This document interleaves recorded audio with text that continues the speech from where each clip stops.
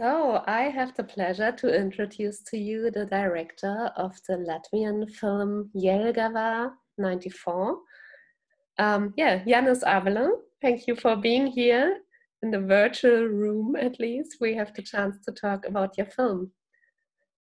Yeah, hello everyone. Yeah, and unfortunately only a virtual or digital room, but at least this way.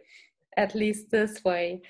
Yes, Jānis, JELGAVA 94 is your feature film debut.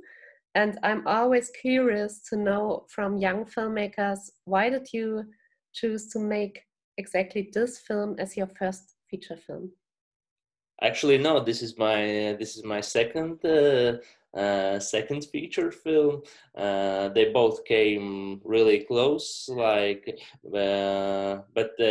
I could say this is my first feature film with budget, because my debut feature film was like almost which you could almost consider as no budget film. It was like something like that, but yeah, the both of them were very close, so you can consider both of them as my debuts. And yeah, um, I guess my topic of the JELGAVA as a film for a young director is kind of I wouldn't call it a very original choice, because a lot of young directors choose to make these coming of age stories. I guess for the reason that this coming of age happened in the recent past. Well, maybe not that recent for myself, but when I will be 50 or 60, maybe I wouldn't recall these teenage feelings that good. Yeah, this is understandable. May I ask, what was your favorite kind of music when you were 14? Was it grunge or was it death metal? No, I haven't been a metalhead back then, but I consider it's just a coincidence, because I have always liked alternative, kind of, yeah, you could call aggressive, heavy music, but I have never been a part of subculture. For myself, maybe I like punk, but I also listen to the heavy music. Yeah. And JELGAVA 94 is based on a book called Dome 94, also written by Jānis. This young man is called Jānis Ābele. And can you tell us a little bit how close the film is to the novel? And the author also appears in your film. So maybe you can tell us a little bit about the collaboration you two had for realizing the film project. Mm-hmm. Yeah, we have from the very beginning we were planning to write the screenplay together, but during the process it turned out, as the JELGAVA 94, the book, or in English Doom 94, is kind of autobiographical, like it's based on his own life. It turned out that it was kind of difficult for him for the second time to write about his own life. Of course, there is a lot of imagination in the book as well, and it's still a novel. It's not autobiography, but yeah. But still, the writer Jānis Ābele, all the time during the production, the screenwriting, stayed very close. We sent to him the versions of screenplay. He was in several shootings, and also in the editing. He saw a couple of versions. So yeah, I would say that it's like he was close to the film as well, and somehow we became friends, and now we are making a documentary together. So yeah. But the film itself, I wouldn't call it like it's very close. Of course, the time, the theme, the topics, the main characters are the same of the book, but the book itself was kind of very how to say, it's not like diary style, but it has this like very small chapters, like kind of close to the diary style, with no like storyline through them. It's just like event, which is kind of not impossible, but very hard to make it in the cinema. And if we would make it like straight this way, it would be, I don't know, much more experimental, or much more kind of a slow cinema or something like that, because it was fascinating. The book is fascinating written, but if we would like put it on the screen directly like that, it would be complicated. And you had also one more question. No, I think you answered both questions. Yep. Very, very, yeah. But I have to say, you decided to have some original lines from the book in the film. Always when he appears, he is saying something, and I really liked the contrast, because the language in the book seemed to be very poetic, and the film sometimes has a very rough language, and the teenagers behave very heavy to each other. So I think this is a very interesting contrast you're having in the film then. Both the film and the book were already awarded with important prizes. And can you tell us a little bit about the audience reaction so far? That you have the chance to get some audience reaction in the last year, which was a strange year for films and cultural life. Yep. Basically the book was very popular, and it's I think translated in some 10 languages, and it's still being translated. But about the reaction, well, in Latvia the book was very popular, and mostly when people saw the film, I didn't hear a lot of bad reactions. Like, it was, you could say it was for Latvian standards and for the small population, like the numbers were okay, and people, you could say they kind of liked it. I didn't experience a lot of contradictions, but sadly about the foreign experience, like the film was like this international premiere was in Tallinn Black Night Film Festival, and that was the first and the last festival for JELGAVA which I attended. There were several screenings in Baltic states. We traveled like a small tour this summer in Estonia, but all the other festivals I don't have a chance to, like, unfortunately, as well as in Lübeck. This is a real pity, but I'm very honored that we have the German premiere of your film, and I hope that there will be a lot of traveling ahead of you. Can you tell us a little bit about the locations you chose for shooting? Was it difficult to find them, or is it very easy to find places which still look like in the 90s in Latvia? Mm-hmm.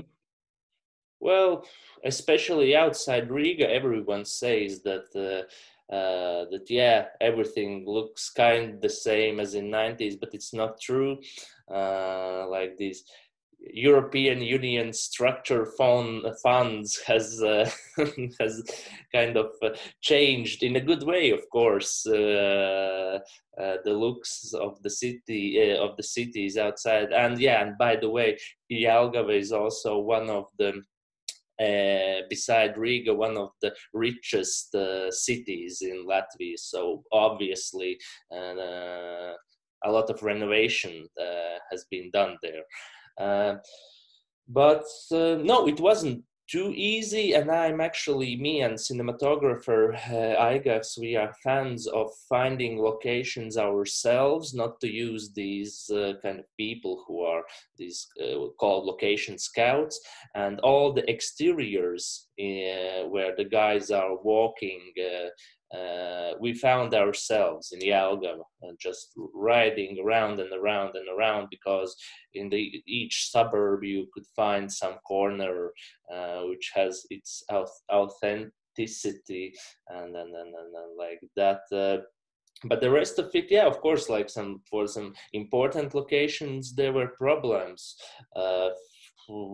For example, we really for a long time searched for a school. And the schools are, of course, one of the first things which was renovated, but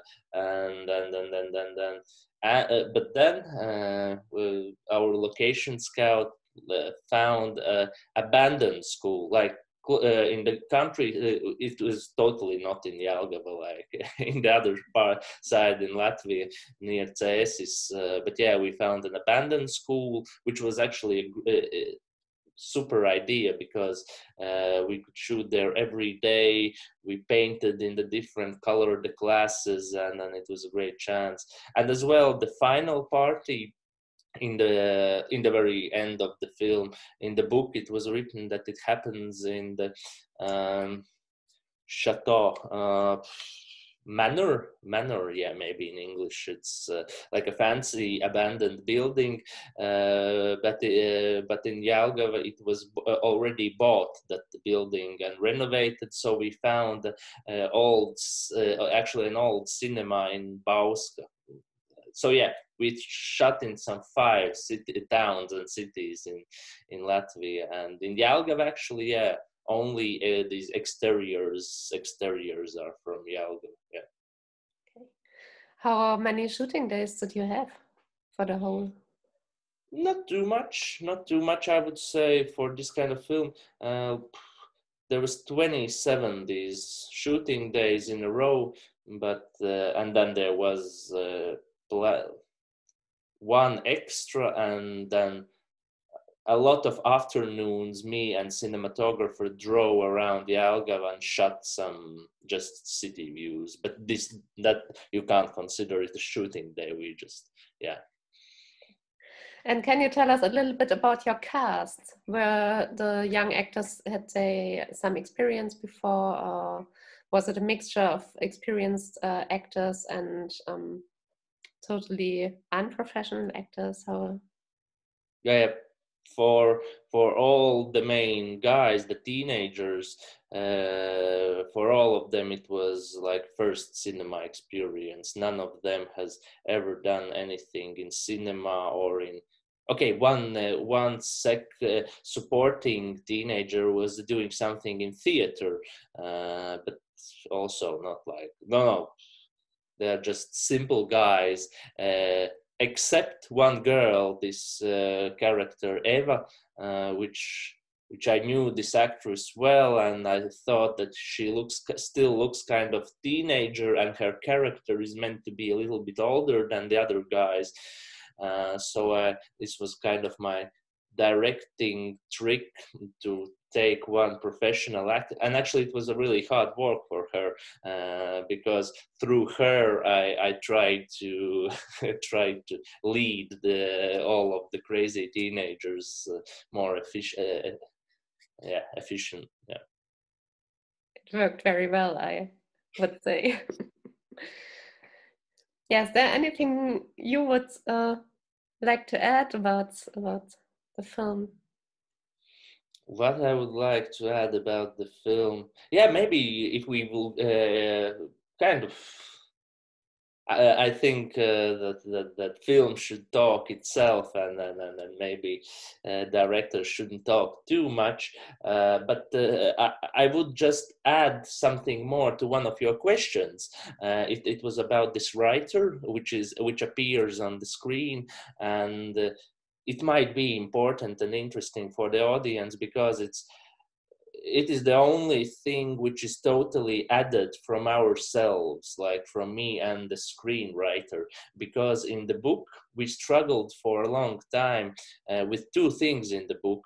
The one thing is that it was very funny written. When you read the book, you understand that you are not reading the thoughts of 14-year-old guy, but you are reading the thoughts of a grown-up 30-plus intellectual who plays with it. And when we wrote in the dialogues that these teenagers speak that way, it wasn't working because it wasn't natural. And then the second part was that there is some kind of strong nostalgia, which was important for me in the book, because in the end of the book, the story tells about nowadays, that he's grown up, he has abandoned his anarchistic metal views and is working in PR agency, but also in the film, like adding the end with the nowadays kind of didn't look a very good idea. And that's why we combined it together, that everything, like this writer, which is not necessarily a writer, he's just like a grown-up Jānis, is walking next to him, and kind of, if you want to see it that way, you can consider that all the film is basically like a flashback of this grown-up guy. But it's not. But we also didn't put him that much, so it still can be an enjoyable teenage story. You can enjoy which layer you want. Thank you so much. And you mentioned that you are now working on a documentary. So we hope that this will be ready so that you can hand it in for next year's festival edition, and that we then latest have the chance to meet you in person in Lübeck. And thank you so much for the very nice film, and we keep our fingers crossed for the awards it's running in competition for. And thank you so much. Okay. Thank you, and enjoy the festival. Thank you.